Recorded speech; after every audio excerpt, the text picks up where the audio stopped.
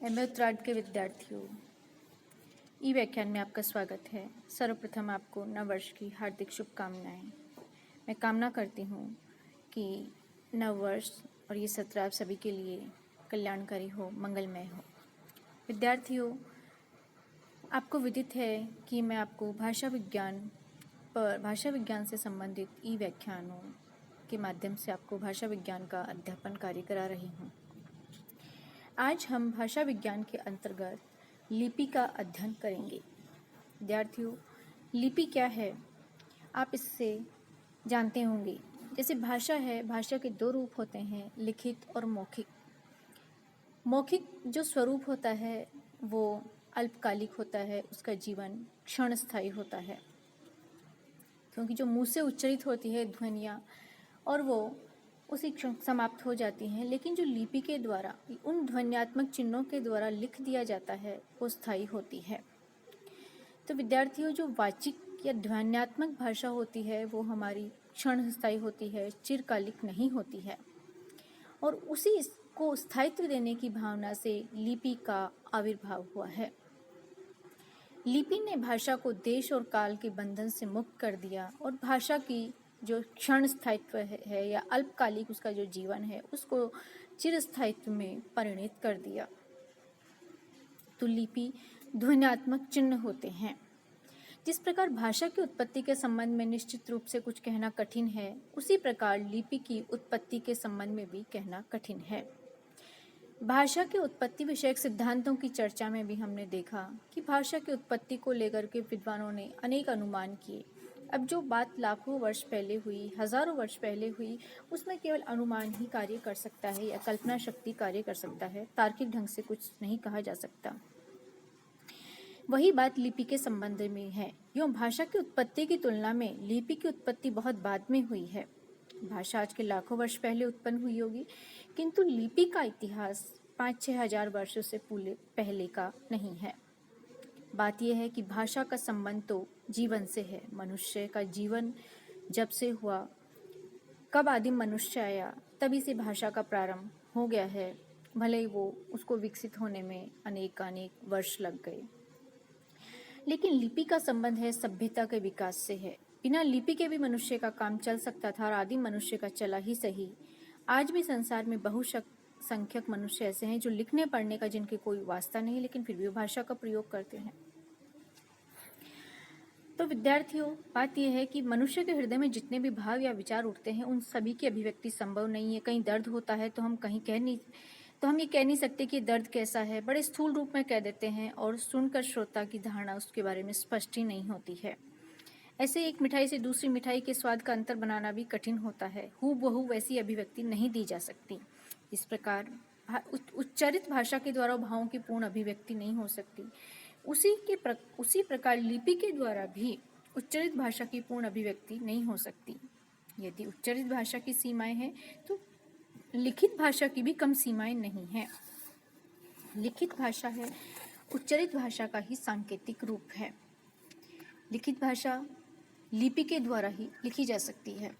स्थूल रूप से यदि भाषा के बल, तान, स्वर आदि के संबंध में अर्थ संबंधी जो विशेषताएं लाई जा सकती हैं वे लिखित भाषा में नहीं लाई जा सकती। कहाँ जोर से बोले, कहाँ धीरे से बोले, किस प्रकार काकू का प्रयोग करें, कहाँ स्वर को ऊंचा और नीचा करें, ये सब लिखित भाषा में बता पाना असंभव होता है। ये उच्चारण में ही संभव है। तो ये लिखित भाषा की अपनी एक सीमा है। विद्यार्थियों, जो लिपि का आज हमारे सामने विकसित रूप है उसके प्रारंभिक रूप की कल्पना करना थोड़ा सा कठिन है, किंतु फिर भी इतिहास बताता है कि लिपि के विभिन्न सोपान रहे होंगे। उनमें से मुख्यतः 3 हैं: चित्रलिपि, भावलिपि और ध्वनि लिपि। सबसे पहले हम चित्रलिपि पर बात करते हैं। लिपि का प्राचीनतम और प्रारंभिक रूप चित्रात्मक था, अर्थात मनुष्य भावों के, विचारों के या वस्तुओं के चित्र बनाता था। मनुष्य जिस वस्तु को लिपिबद्ध करना चाहता था उसके चित्र बना देता था और इसके कुछ प्रमाण भी मिले हैं। यदि मनुष्य को पहाड़ को लिपिबद्ध करना है तो ऊंची नीची रेखाएं खींच दी जाती थी। यदि मनुष्य लिखना हुआ तो रेखा की सहायता से उसकी आकृति अंकित कर दी जाती थी। इसी प्रकार वृक्षों, पशुओं, पक्षियों आदि के भी चित्र खींच दिए जाते थे। स्थायित्व देने की भावना की तृप्ति चित्रलिपि से अवश्य हो जाती थी, लेकिन उनमें अनेक त्रुटियां थी।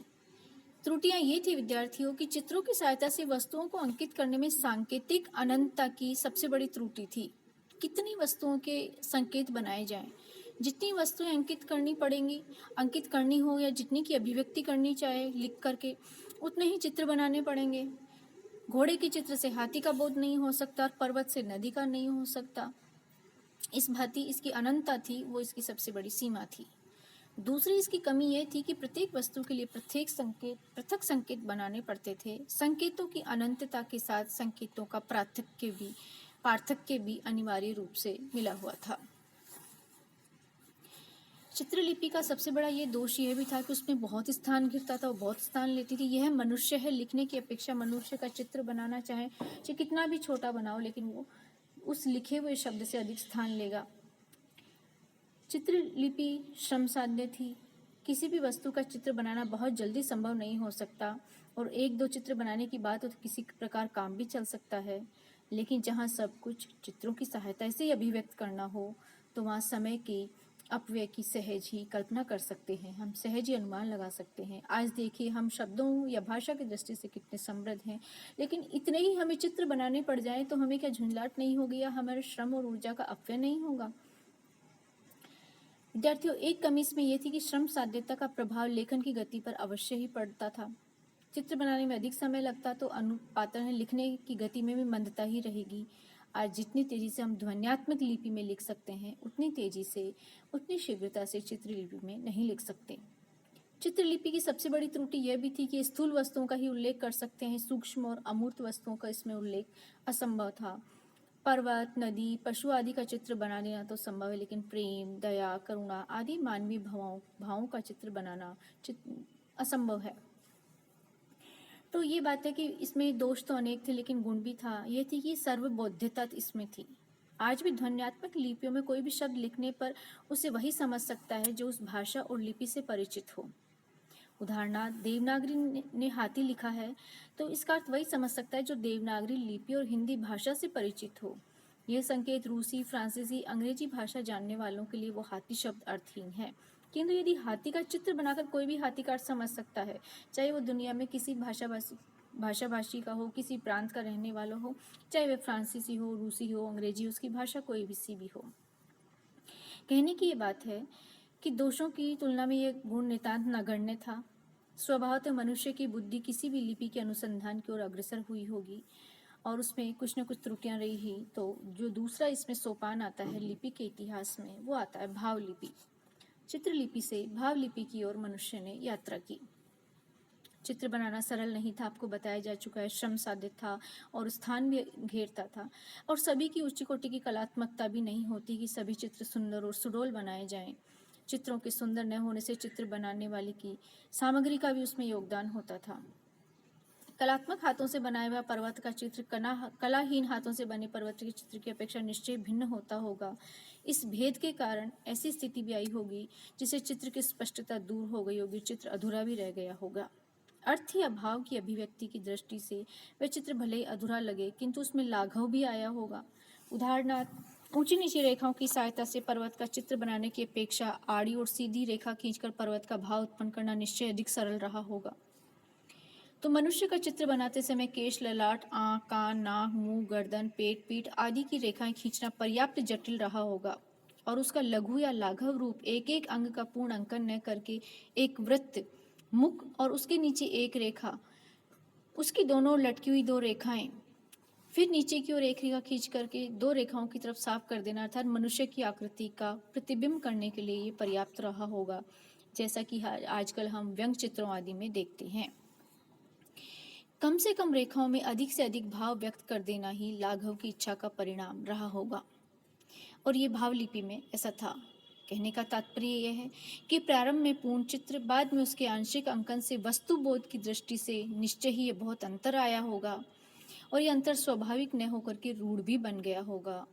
उन विशिष्ट संकेतों से उन्हीं समाजों में उस भाव की अभिव्यक्ति हो सकती थी जिनमें वे संकेत प्रचलित रहे होंगे, क्योंकि वे संकेत किसी वस्तु का चित्र न होकर के स्थूल चित्राभास बन गए होंगे। इसीलिए वैसे चित्रों का बोध भाव लिपि शब्द के द्वारा कराया गया। ऐसे चित्रों को जो चित्राभास थे उनको भाव लिपि कहा गया। वे संकेत चित्र न होकर के चित्र से उत्पन्न होने वाले भाव की स्थूलता को अंकित कर देते थे या भाव को स्थूलता के साथ अंकित कर देते थे। भाव लिपि का एक स्पष्ट लाभ ये था विद्यार्थियों कि चित्र लिपि की अपेक्षा वह बहुत संक्षिप्त हो गई थी, कम श्रमसाध्य हो गई थी। और दूसरी बात ये थी कि भाव लिपि की सहायता से कोई वस्तु ही नहीं, घटना भी अंकित की जा सकती थी, क्योंकि थोड़े से संकेतों में अधिक बात अटाने की या अधिक बात अभिव्यक्त करने की क्षमता का विकास हो गया था। परंतु मनुष्य की प्रगतिशील बुद्धि केवल भाव लिपि से ही संतुष्ट नहीं होने वाली थी और वह किसी ऐसी लिपि की खोज में रही जिसको ध्वनियों से विकसित किया जा सके। तो इस प्रकार ध्वनि लिपि का विकास होता है, या इस विकास क्रम में तीसरा सोपान ध्वनि लिपि का है। चित्रलिपि, भाव लिपि और तीसरी है ध्वनि लिपि। लिपि के विकास में ध्वनि लिपि सबसे बड़ी उपलब्धि है, क्योंकि इसमें चित्र और भाव की भूमिका से ऊपर उठ करके प्रत्येक ध्वनि को अंकित करने की क्षमता का विकास पाया गया था, और ये मनुष्य की बहुत बड़ी उपलब्धि और सफलता थी। ध्वनि लिपि के उदाहरण के रूप में देवनागरी, रोमन, अरबी आदि को ले सकते हैं।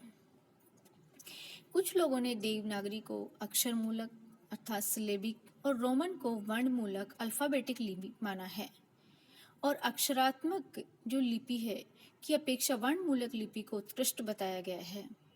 किंतु ये दोनों ही स्थापनाएं अग्राह्य हैं। दोनों ही स्थापनाओं की अपनी अपनी कमियां और खूबी है।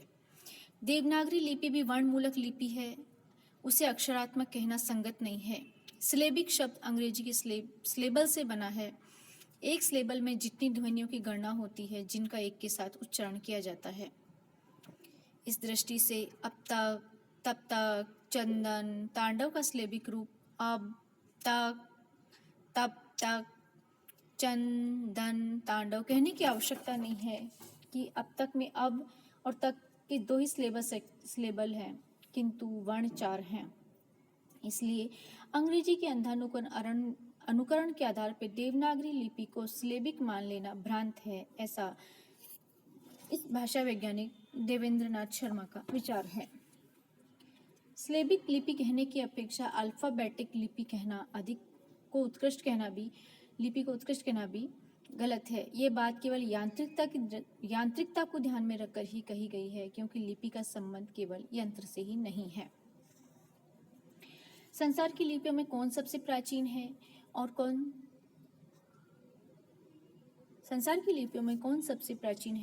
कौन सी उसके बाद की है, इस प्रश्न को लेकर के अनुमानों का जाल सा बिछ गया है, जिसमें तथ्य को देख पाना असंभव सा हो गया है। हमने देखा कि भाषा की उत्पत्ति या आर्यों के मूल निवास स्थान को लेकर भी कैसी कैसी कल्पनाएं की गई थी, तो लिपि संबंधी कल्पनाएं भी उनसे कम रोचक या मनोरंजक नहीं है। विद्यार्थियों, लिपि की प्राचीनता का परीक्षण राष्ट्रीय और स्थानीय पक्षपातों से भी आक्रांत रहा है, और ये ऐसा एक लिपि की मान्यता में नहीं, ये अनेकानेक प्रमुख मान्यताओं में रहता है, कि स्थापनाओं में रहता है कि हमारे यहाँ प्रारंभ हुआ, हमारे यहाँ ऐसा हुआ। यूरोपीय विद्वानों की एक सामान्य प्रवृत्ति यह है कि प्रत्येक क्षेत्र में यूरोप को अग्रणी प्रमाणित करना चाहते थे। जब वे विश्व का इतिहास लिखते हैं तो उनका विश्व भूमध्य सागर के इर्द गिर्द ही समाप्त हो जाता है, और संसार की सारी सभ्यताओं, साहित्यों और दर्शनों का मूल उत्स ग्रीस ही सिद्ध हो जाता है। इस पूर्वग्रह और पक्षपातपूर्ण दृष्टि से वस्तुनिष्ठ और तटस्थ निर्णय की आशा नहीं की जा सकती। इसलिए इस संबंध में देवेंद्रनाथ शर्मा का कहना है कि आज की प्रचलित लिपियों को देखते हुए उनका स्वतंत्र उद्गम मानना अधिक उचित होगा।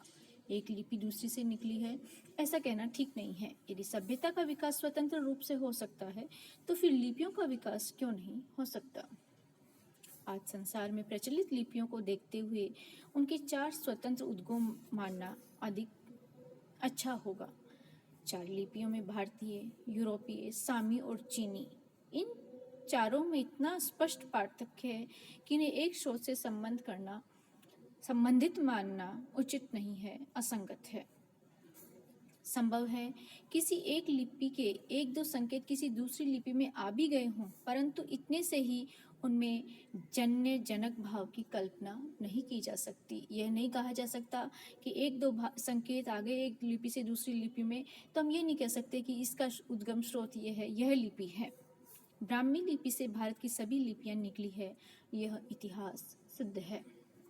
ब्राह्मी लिपि का भी अनेक विदेशी लिपियों से उद्भव प्रमाणित करने के प्रयास हुए हैं, किंतु वास्तव में वे खोखले हैं, निस्सार हैं। ऐसा आपको आगे के व्याख्यान में बताया जाएगा। यूरोप की सभी लिपियां अल्पाधिक परिवर्तन के साथ ग्रीक लिपि का ही रूपांतर हैं। सामी से उद्भूत अरबी फारसी आदि लिपियां पश्चिम एशिया के आसपास प्रयुक्त रही होंगी और चीन की लिपि इन सबसे विलक्षण आज भी बहुत कुछ चित्रात्मक लिपि है। चीनी लिपि चित्रात्मक लिपि मानी जाती है। हमने अभी थोड़ी देर पहले बताया था आपको कि चित्रात्मक लिपि श्रम साध्य है, स्थान घेरने वाली है और अनेक भावों को व्यक्त करने में असंभव है, लेकिन फिर भी चीन की लिपि विलक्षण रूप से आज भी बहुत कुछ चित्रात्मक है। कहा जाता है कि ग्रीक की लिपि का विकास फिनिशिया के व्यापारियों से प्राप्त लिपि के आधार पर किया था और फिनिशी लिपि के रूप में मिस्र की भाव लिपि, बाबुल के किलाक्षर और क्रीट की निमोआ लिपि को प्रस्तुत किया गया था। कुछ विद्वान जहाँ फिनिशी से ग्रीक लिपि का उद्भव मानते हैं, तो कुछ ग्रीक लिपि से ही फिनिशी का उद्भव मानते हैं। तो विद्यार्थियों, ये इस बात का सूचक है कि सुनिश्चित प्रमाणों के अभाव में केवल अनुमान लगाए जा सकते हैं और अपने कल्पना शक्ति को उड़ान दी जा सकती है, जिनमें तथ्य या सार कुछ भी नहीं है। हम आगे के व्याख्यान में भारतीय लिपियों के बारे में अध्ययन करेंगे। आज के लिए धन्यवाद।